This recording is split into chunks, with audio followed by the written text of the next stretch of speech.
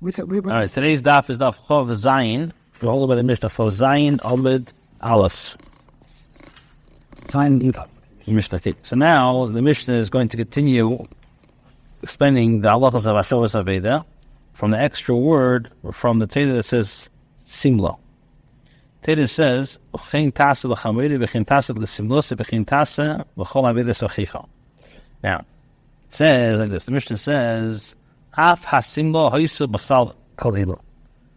The garment was also included in the generalization that one must return all of these items. In other words, the Teda says in regards to Hashavas Aveda l'chol avedas achicha. So why does the Teda single out simla? Why does it say v'chein tasa l'simlosa? It's obvious. So the Mishnah says, why did it single it out? Lahakish elel. To draw an analogy, just as a simla is distinguishable, right? It has and it has distinguishing marks, and it also has tevin. It has claiming people who assert ownership. You believe it, right? And the finder is obligated now to proclaim that he found it. In other words, simla doesn't come from a hefker. It comes from a bidi adam in there. You have to be machazit. So the generalization is af kol davar shish b'simana vish b'teva chayav haras. So too, with regards to any item concerning which there is a distinguished mark and has tevim asserting ownership, its finder is obligated chayav haras. something after that, definitely. It's not questionable with it. Personally, the stump, and not going anywhere, like a test route. Yes, that's what it says. So afa simla is b'chal kol ela b'lama yatzes. Why did it single out? To tell us that just like a simla is something which is distinguishable and has first of all it's miyuchedes and it has simanim and there's tevin, so to call them shish b'simin v'yish b'tevin chayav l'hachas. It says, "Oh, the Gemara, my b'chlal kol elu." When the Mishnah says that the garment was included in the generalization that one must return all the items, in what generalization is included? So, remember, it says b'chlal kol avedas achecha. It's included in every lost item of your brother, right? The Torah says v'chol avedas achecha achecha shetevim mimenu matzasa. So, why does the Torah say simla? So, my b'chlal kol elu. Remember, it says b'chlal kol avedas achecha. Every lost item of your brother. Now, Amar Rabba says this. Why does the Teda, in regards to Hashavas Aveda, why does the Teda say? The Teda says, "Leisidas sher achecha, achicha, oy es seyin nedachim and isalantam me'am ashter tishavim." So the question is, why does the Teda say specific items? An ox, a donkey, a sheep, a donkey, a sheep, and a garment. Right, one of them would have been sufficient. Yeah, so Rambam says this. It's necessary. Why? Because if the Torah will only write garment having me now is hanimili be'edim the gufa v'siman the gufa. I would say that Hashavas Aveda applies only in a case where the owner brings witnesses capable of testifying about the items itself, or he describes distinguishing marks concerning the item itself. Abachamur be'edim the ukuf v'siman the ukuf. With regards to Simonim are shaifim to what it has, it reference to the person who wears it. Have a connection.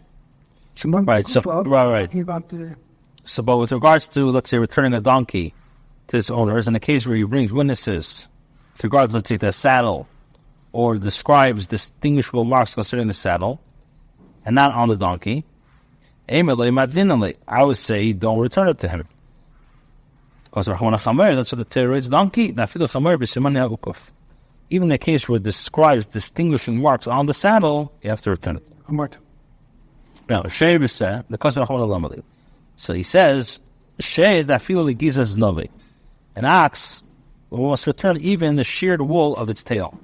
And what does it say? Sheep, the one must return even its sheared wool.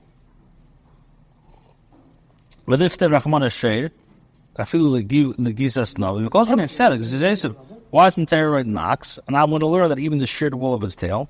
And I'll say culture again that a person has to return a more substantial sheared wool of a sheep. Rama says Chamer Devaid Rabbi Yehuda. The term donkey, with regards to the damage, the category of the bait of the pit of Rabbi Yehuda, said Avela Divrei Hakel Kasha. According to the opinion of Rabbi Yehuda, the term sheep, which is said in regards to the last item, according to the opinion of everyone, are difficult. In other words, there's no explanation why the Torah says it. So the Gemara says, so why don't you say that the term sheep comes to teach the obligation to return the animal dung? Sure. For fertilizer. For fertilizer, yeah. So the Gemara says, one does not need to return dung because the owner has renounced his ownership. Perhaps the term sheep comes to teach the obligation to return an item based on its owner providing distinguishing marks. The boilam, as we raise the shaila, siman deiraisa d'Rabbanan is the simanim is distinguishing marks minat Torah mid'Rabbanan. Because Rachman said, therefore the Torah sheep, I feel it b'sama hadrinan. In order to teach that it's not always through the testimony of witnesses, but even based on distinguishing marks, so he must return the lost item to his owner. The simanim deiraisa. So we learn from here that simanim are deiraisa. Or it says Amri no. The Tana Lutana we can say from the fact that the Tana teaches. This one Gabisilba distinguishing marks together with the term simla. The Tani Masan Michalishish with simanim yish b'temin. The Mishnah said Chayil Achras Afkal Doshish with simanim yish b'temin. Chayil Achras Shmamina the said Lav simanim udasa.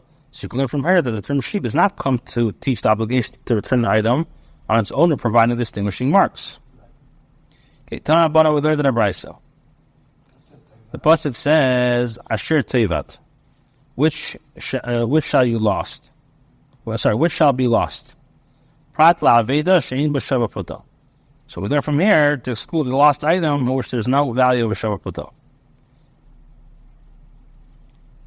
Rabbi Yehuda Eimer umatzasa. Teda says, and you found it. Prat la'aveda she'in b'shava pruta. To exclude the lost item to which there's no value of a shava pruta. What's the practical difference between them? The interpretation of the meaning is the difference between them. That Maranafka what is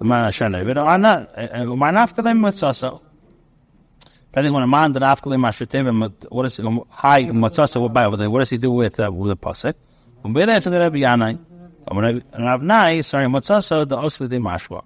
And you have found means that it assumes that the status of a found item when it actually enters in his possession.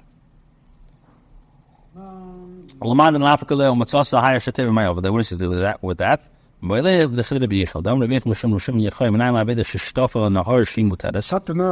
what do we know with regard to the lost item that if the river swept it away, it's permitted to it's fine to keep it.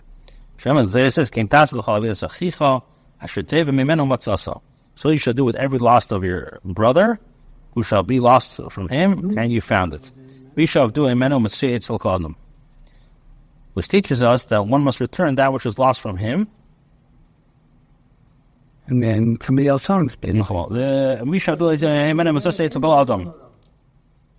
That falls down and everybody else could pick it up with something. But when it falls down and there's something more, it's not available to me.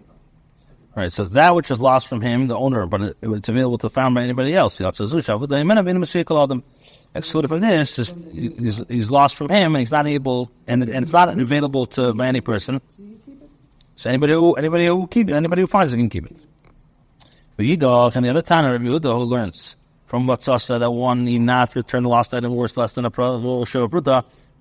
From where does he derive the halacha of Rav Yanai that the item assumes the status of a found item only when he actually comes into possession?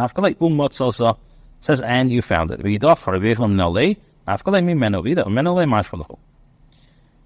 Rava Amar. Now, Agbai explained there's no practical difference between the opinion of the first Tana and Rabbi Yehuda. Rava says, the practical difference between them is with regards to an item that was worth one pruta when it was lost, but then was then devalued and was worth less than one pruta when it was found. According to the one who says the halacha, the one need not return the lost item worth less than a pruta, there is for the pasuk and shall be lost from him. So there's an obligation to return the item, as the pasuk is referring to the value of the item when it was lost. What's also like the pasuk, and you have found it, there's no obligation to return the item. Otherwise, the pasuk is referring to the value of the item when it's found. Okay, according to the opinion who says,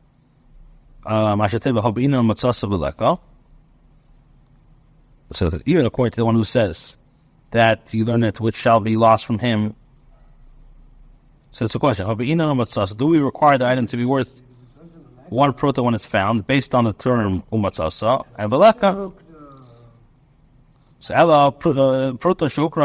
Rather, the practical difference between them is with regards to the item worth less than one pruta when it was lost, that appreciated in value. It was worth one pruta when it's found.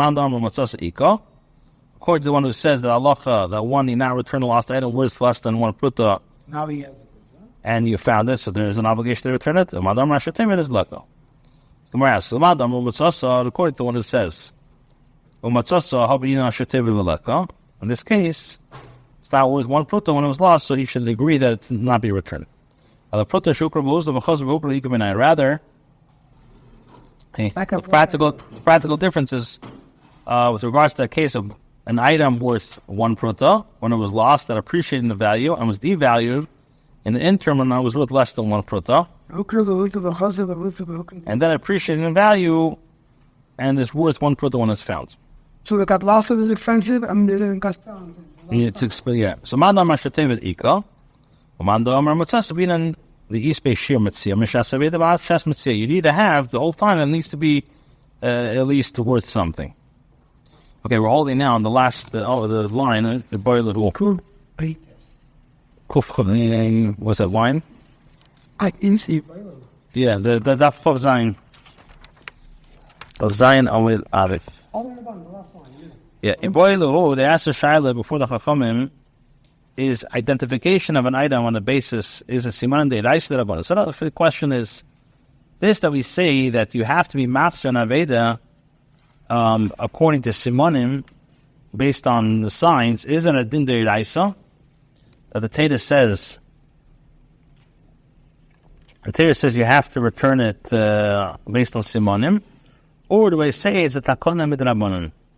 Well, minateda, there's no chiyuv to return an aveda with simanim, only with edim. That's the question. That's the nafkamina when we say is simanim de'iraisa. So if it's so my nafkamina. So the Mara asks, what's the difference if I say simanim is de'iraisa d'rabbanan? So where it says the chozayin of beis v'hadurei get isha b'simanim. The practical difference to returning the get of a woman that was lost by a shliach before its delivery. So you have so what happened? Ladure get isha b'simanim. The difference is with regards to returning the get of a woman that was lost by a shliach before its delivery. So you have now, let's say, you have a shliach leilacha. His job is to deliver it to the woman, and he lost it. Now, if you say that simanim of an item on the basis is minateda, we return the document and allow the shliach to transmit it to the woman. Now, but if you say that simanim b'chlad are drabanan, so then we don't need to return the document. Why? Because when do we say that simanim, that the chacham say simanim work? That's in regards to money. So they have the authority, right? Hefker based on Hefker, they have the authority to declare property on the list. Sort of when it comes to, let's say, if you should get it to you, you get married again. Right. So that's that. The Chacham are not going to institute a takana. In other words, they lack the authority, like you said, the Isser to make her, let's say, ish is ish. Okay, so now that's the question. Do we say is there deraisa? So now the Gemara says Toshma, I'll bring a raya from the Mishnah. What did our Mishnah say? The The garment was also included in the generalization that one must return all the items. The Mishnah said, so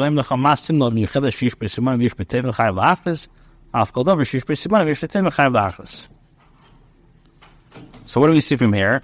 We see that simonim is deraisa, right? We said from the word simon, we say it's deraisa. So the Gemara says, toivin israchilei. Perhaps it was necessary for the Tana to mention only this criteria for the toivin. Simonin kekadi naspa, and it could be that the Tana cited the simonim like as for no reason. But you have no raya from here that simonim is deraisa. So now the Gemara says, Toshma, come and bring a proof as a chamor b'simonim ukaf. Obligation to return a donkey to its owners on the basis of the distinguishing marks of the saddle. So what do we see from here? The cheda is deraisa, where it says ema be'edi ukaf. It means that the basis of witnesses who testify with regards to the identity of the owner based on the fact that the saddle belonged to him and not on the basis of the distinguished mark. Tashma, come, I'll bring you a raya from the Brisa. So the Teda says, "V'hoya imcha dreish achicha oisei." Says, if your brother be not near you and you know him not, you shall bring it into your house and shall be with you until your brother claims. That's what the Teda says. So the Brisa asks, what's the pasuk say? It would enter in your mind that you would give the lost item to him before he claims it. How can the finder return it if he doesn't know the identity of the owner? Although rather, the Teda is telling me you have to scrutinize him to determine whether the guy's a swindler or whether he's not a swindler. Only then may you return the lost item to him. So my love is what is it not that one who claims that the lost item proves that he is not a swindler on the basis of a simanim? So that's simanim deraisa. The word says no, lebedim. The determination of whether he's a rama is based on edim. Okay, now the Gemara says, Tashma, come and bring a proof like this. One testifies that a man died, which is permitting a ish, only if he can testify about seeing the face, the countenance of the face with the nose. And this allows one to identify the individual with padois.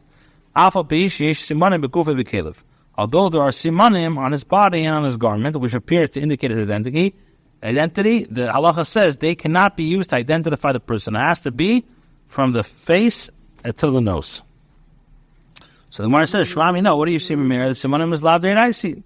That simanim is not deiraisa. Why? How do you see that? Because what do you say? We say, you cannot be simcha of simanim.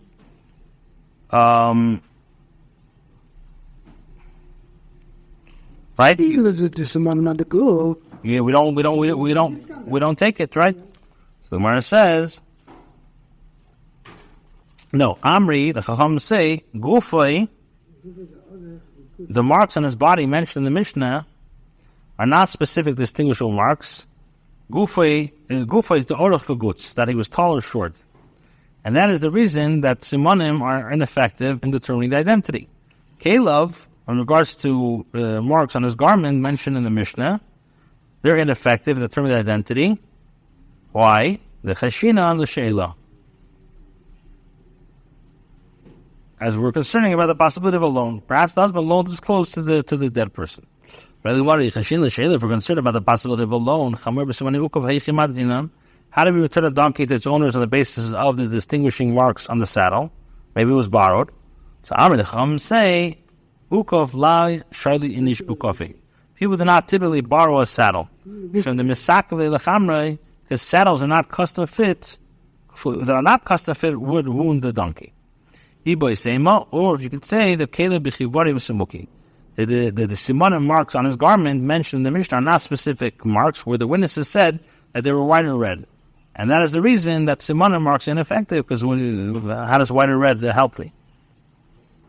So rather, the Gemara questions the previous answer with regards to concern about the possibility of a loan. Elahad Tanya, that which we taught in our Brisa. But so kosher b'kisur rani keep it abbas. For Shliach found a get that he lost bound to a pouch or to a purse or to a ring. By Shematza ben Kelev, or he found it amongst the garments. I feel his mamaruba, even if he found it a long time after he lost it, the simanim of those items are sufficient in order to identify the get as this is the one that he lost. And Allah is this kosher, it's kosher. Now, if it enters in your mind that we're concerned about the possibility of the loan, when he found the get bound to the pouch, why is it valid? Let us be concerned about the possibility of a loan, and perhaps the pouch and the get belong to someone else. So Amri, the Chum say response, people do not loan a pouch or a purse or a ring to another person. Regards the pouch or purse to others due to the fact that it, I guess it's not a good mazel.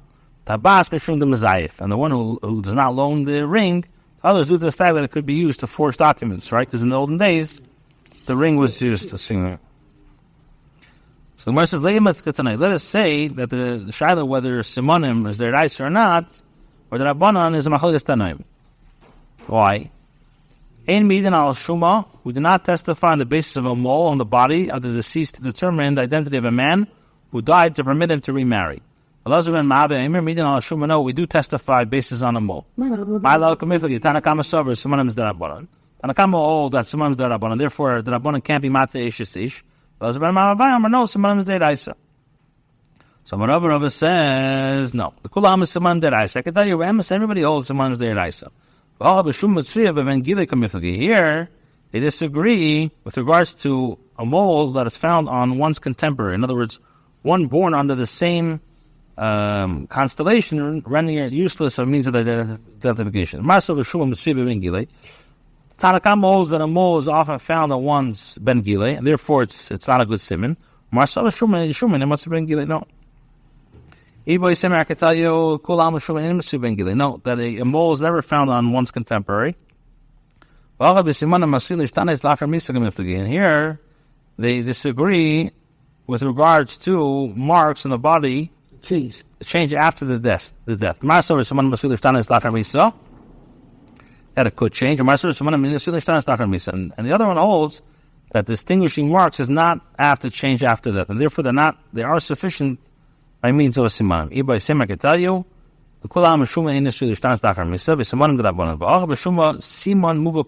here they're arguing whether the mole is a clear-cut distinguishing mark that can be relied upon without hesitation, even in, let's say, dissolving a marriage. Marsavar Shuma Siman Muvaku, and Marsavar Siman Lav Muvaku. So Rava says like this. Rava says, if you're going to say that Simanim is Lav Dereisa, how do we return a lost item on the basis of a Simanim? Perhaps it will result in the return of a property that one was in fact not the owner. So he says, to return the lost item it is satisfactory to the finder of a lost item to return it on the basis of distinguishing marks, rather than exercise his rights. So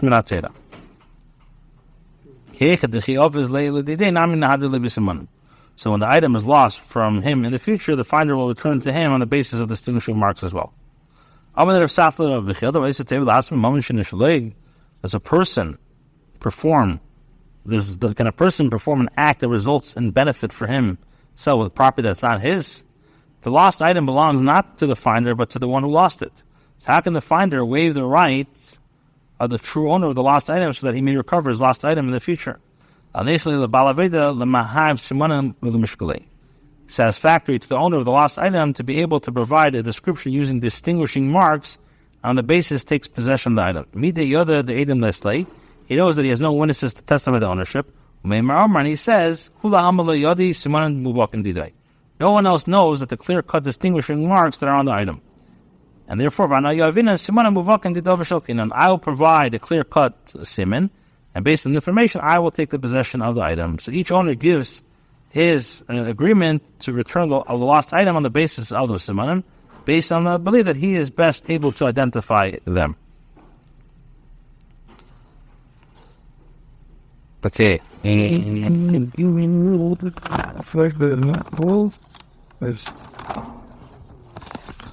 Okay, so now he says like this. Ella other time, but that which we learn in the Mishnah. Mishnah says like this. If one found 3 notes relating to the loan of one leva who borrowed money from 3 malvis, the halacha is he has to return the document to the leva. If one found 3 notes relating to the loans of 3 levas who borrowed money from one creditor, he has to return the documents to the creditor. If one returns lost items on the basis of simanim due to the agreement of the owner, is it satisfactory for the leva to have the documents returned to the malva? By doing so, he would enable the creditor to collect payment of the loan. So Amalei, Rabbi says that of Safra, Osam Svado. There, it's based on a logical reason.